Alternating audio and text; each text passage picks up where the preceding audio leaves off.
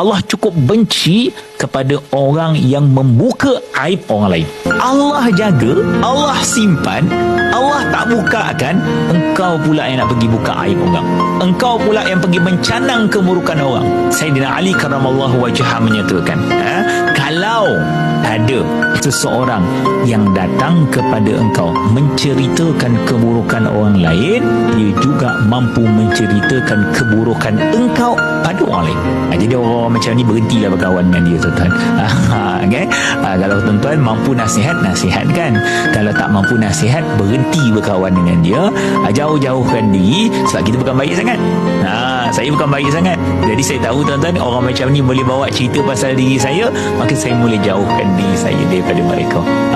Faham tak tuan-tuan? Maka Allah berikan kepada kita keampunan, dan Allah mengangkat kedudukan kita menjadi orang yang mulia.